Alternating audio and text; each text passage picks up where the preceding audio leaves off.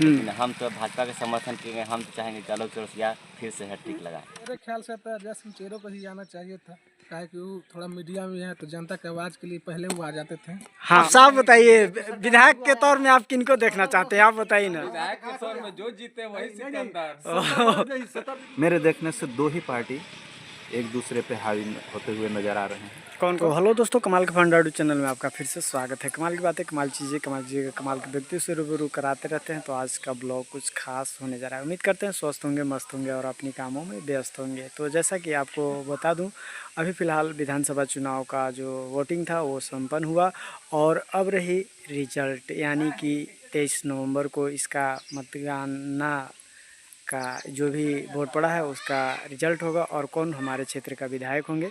तो आइए, राजनीति का अगर गढ़ देखा जाए तो टी स्टॉल यानी कि चाय दुकानों में, किराना दुकानों में, चौक चौराहों पर होती है, तो वहाँ जाएंगे और सभी का राय जानेंगे। तो आप कंटिन्यू ब्लॉग पर बने रहिएगा और देखते हैं किनका क्या राय आती है।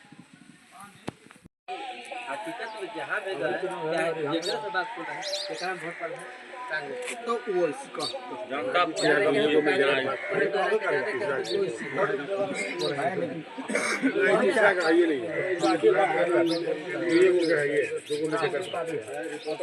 जी हाँ दोस्तों, जैसा कि आप देख पा रहे हैं, अभी फ़िलहाल एक सज्जन से मैं फिर राय लेना चाहूँगा, क्योंकि अभी जो हमारे यहाँ चैनपुर भंडरिया विधानसभा का जो वोटिंग हुआ उसमें जो प्रत्याशियों की सूची थी 23 या 24, कंफर्म नहीं है।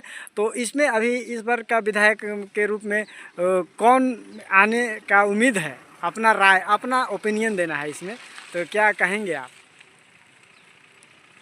23 के बारे में हम बता सकते हैं, इसका कोई अभी अनुभव नहीं हो पा रहा है। अच्छा ठीक है, अनुभव नहीं हो पा रहा, लेकिन जो कार्यकर्ता हैं, माने विधायक से ज़्यादा कार्यकर्ता में ये होड़ लगी हुई कि हम इतना वोटों से आगे हैं, इतना वोटों से आगे हैं, तो इस पे क्या कहना चाहेंगे? हो सकता है, अपना अपना अनुभव है।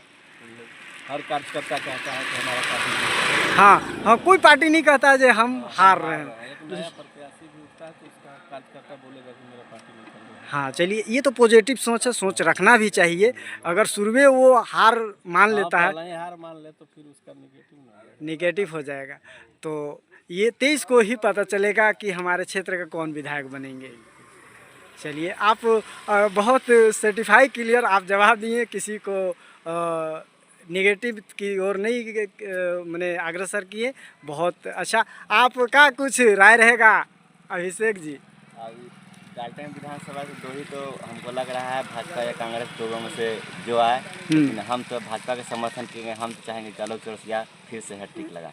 मैंने हैट्रिक की उम्मीद रखे हैं। उम्मीद रखे हैं। चलिए, आपकी जो सोच है, उम्मीद है वो शायद खरा उतरे, लेकिन ये तो जनता की पर है, वो किनका बहुमत गया है और कौन बनेंगे ये तो 23 के बाद ही पता चलेगा। चलिए, हमारे चैनल पर जुड़े, इसके लिए आप बहुत बहुत धन्यवाद। दोस्तों, जैसा कि आप देख पा रहे हैं, हमारे बीच हमारे ही पंचायत के एक जनता हैं। सबसे पहले आपका शुभ नाम?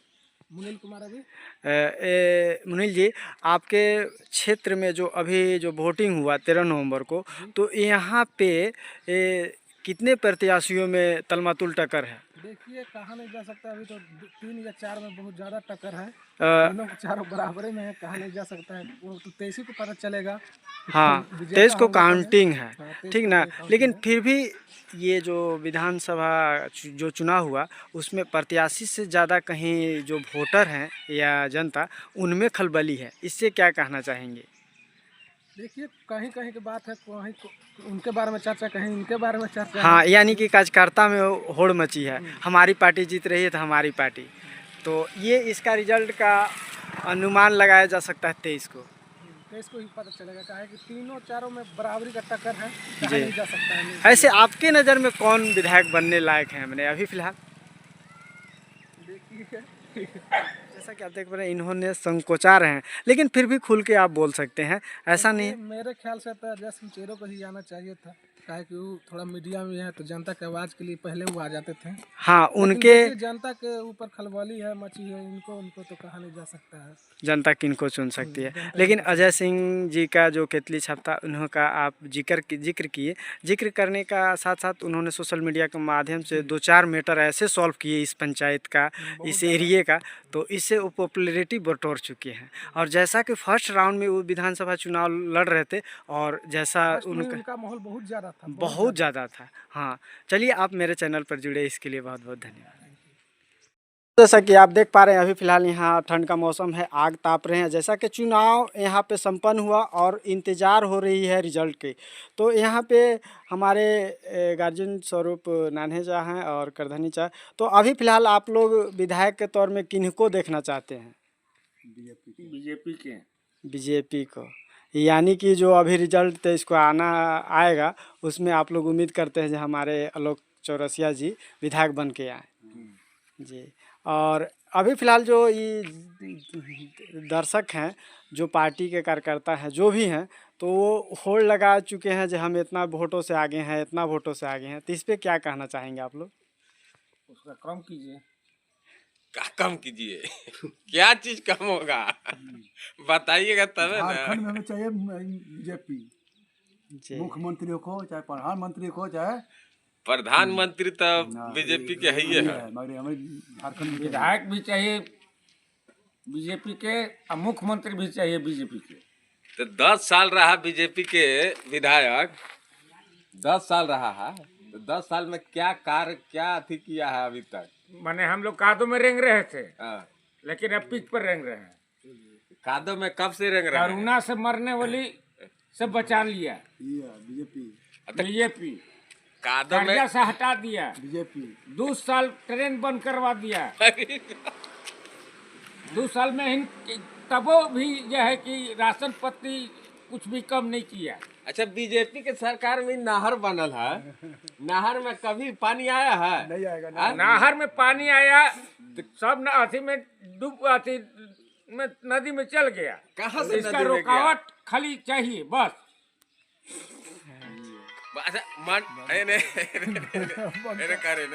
और आपको क्या कहना है? बोलिए।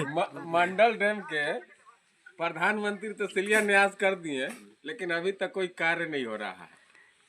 नहीं हो रहा है तो ये कहीं न कहीं तो जनता का भी कमी है। बीजेपी सरकार बन के जब अथी होगा तो ये कार्य होगा कि अच्छा, नहीं होगा? आप साफ बताइए, विधायक के तौर में आप किनको देखना चाहते हैं, आप बताइए ना। विधायक के तौर में जो जीते वही सिकंदर। 70 बरस जो कांग्रेस है क्या किया? इस साल हिंदू मुसलमान में खाली लड़ाई करवा दिया। 70 वर्ष में क्या किया से दिखाइए हमको, क्या किया है कांग्रेस 10 वर्ष का आपको हिसाब खोज रहे हैं, 70 वर्ष का हिसाब दीजिए आप। क्या किया? तो ये साफ जाहिर होती है कि यहाँ पे जो भी जनता है वे बीजेपी को ही एक बार फिर देखना चाहते हैं, ये साफ जाहिर है।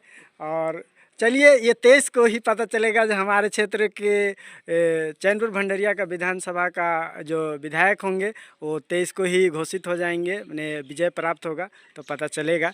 तो आइए चलेंगे एक दो और सजन से कहीं जानने का हमने प्रयास करेंगे। जी हाँ दोस्तों, और एक हमारे पंचायत के ही व्यक्ति हैं जो कि इनसे भी जानने का हमने प्रयास कर रहे हैं, क्योंकि आप ये बताइए कि अभी जो चुनाव हुआ 13 नवंबर को चैनपुर भंडरिया विधानसभा, और ये विधानसभा में जो अभी चुनाव को लेकर जो सरगर्मी है, कहीं कहीं दुकानों में, चाय दुकानों में, चौक चौराहे में लोग इकट्ठे हो रहे हैं, अपने पार्टी का बढ़ चढ़ कर मैंने वो अनाउंस कर रहे हैं जी हमारी पार्टी जीत रही है। आप इस पे क्या कहना चाहेंगे? देखिए, कहने का मतलब ये है कि किसी का दावा अभी कुछ कहा नहीं जा सकता है।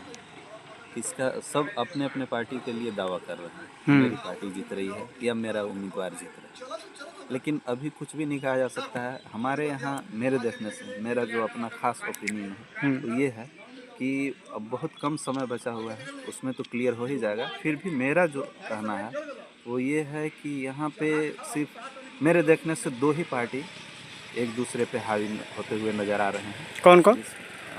इसमें एक तो हमारे पूर्व विधायक जो रह चुके हैं, आलोक कुमार चौरसिया जी। जी आलोक कुमार चौरसिया वो हैं, और दूसरे एक उनके प्रतिद्वंदी नज़र आ रहे हैं कांग्रेस प्रत्याशी केन त्रिपाठी जी। जी तो कृष्णानंद त्रिपाठी जी जी। हाँ, जिनका पूरा नाम कृष्णानंद त्रिपाठी हुआ। जी तो मेरे देखने से यही है कि इन दोनों में ही कोई एक कैंडिडेट आएंगे हमारे इस विधायक के रूप में, इस बार के विधायक के रूप में। और एक हमारे युवा जो थे अजय कुमार सिंह, उनका क्या इस पंचायत से और हमारे विधानसभा क्षेत्र से उनका भी रुझान बहुतों का आया कि लीड कर रहे हैं। बिल्कुल। देखिए, कहने के तो कोई भी अपना यही कहते हैं अपने उम्मीदवार के बारे में, लेकिन मैं कोई नेगेटिव बात नहीं बोल रहा उनके बारे में। वो बहुत ही अच्छे एक युवा नेता हैं और आने वाले समय के वो बहुत ही प्रभावशाली व्यक्तित्व रहेंगे। हमारे क्षेत्र से वो एक बहुत ही अच्छे नेता के रूप में उभरेंगे। लेकिन अभी फ़िलहाल की बात जो मैं कर रहा उसमें ये है कि मैं नेगेटिव नहीं बोल रहा, दोबारा बोल देना चाहता हूँ उनके बारे में। लेकिन अभी के दौर में चुनाव निकालने की तो बात नहीं, हाँ एक अच्छे सम्मानित वोट के साथ वो क्षेत्र में आएंगे। इस बार के रिजल्ट में उनके पास एक सम्मानित वोट होगा। एक चीज़ और जानना चाहेंगे, जो हमारे बीच एक प्रत्याशी थे जो निर्दलीय प्रत्याशी रहे, जिनका आप नाम समझ ही गए होंगे, यानी कि नामधारी जी के पुत्र यानी कि दिलीप सिंह नामधारी जी के मैं चर्चा कर रहा हूँ। उनका भी जिस तरह का मार्केट में कुछ रुझान थी, तो उन पे क्या कहना चाहेंगे? उनके बारे में यही कहना चाहूँगा कि जैसे आपने अभी कहा अजय सिंह चेरो जी के बारे में, जी। जो एक बहुत ही प्रभावशाली युवा नेता हैं, जी। तो वो और एक ये दिलीप सिंह नामधारी, ये दो और जो हैं क्रम में रहेंगे, यानी कि आलोक चौरसिया केन त्रिपाठी जो भी फर्स्ट सेकंड रहे, और थर्ड और फोर में ये दोनों ही रहेंगे। मेरा ये ओपिनियन है। रिजल्ट तो खैर 2-4 दिन के बाद जो आएगा हाँ, वो तो 23 को क्लियर हो ही जाएगी कि कौन विजय होंगे, कौन इस वर्ष के विधायक रहेंगे। लेकिन ये दिलीप सिंह नामधारी और अजय सिंह चेरो जी के बारे में बता रहा हूँ मैं कि ये तीसरे और चौथे नंबर पे, कोई एक तीसरा और कोई एक चौथे नंबर पे रहेंगे, जो उनका कि वोट बहुत ही अच्छा वोट आएगा ये दोनों प्रत्याशी का भी। लेकिन जहाँ तक जीत की बात है, मेरा यह मानना है कि उन्हीं दो में से बीजेपी और कांग्रेस। एक चीज़ और जानना चाहेंगे जी, जो भी जनता है एक ऐसा प्रत्याशी को चुने जो कि साफ छवि का होना चाहिए, साफ दिल का होना चाहिए, और हमारा विकास कौन करेगा, इस पे क्या कहेंगे आप? देखिए, मेरा ये अपना मानना है कि अभी मेरे देखने से इस चुनाव में जो अजय सिंह चेरो जी आए हुए, ये मेरे देखने से बहुत ही अच्छे नेता हैं, युवा नेता हैं, ईमानदार हैं, साफ छवि के हैं। इनके ऊपर किसी तरह का कोई गलत रिकॉर्ड नहीं है, जहाँ तक मैं जानता हूँ, क्योंकि हमारे ही एरिया से बिलोंग करते हैं। तो आने वाले समय में हम लोगों को ये कोशिश करना चाहिए कि ये हमारे बीच कुछ पद लेकर आएँ, ताकि हम लोगों का सर्वांगीण विकास हो सके। चलिए, आप मेरे चैनल पर जुड़े, इसके लिए बहुत बहुत धन्यवाद।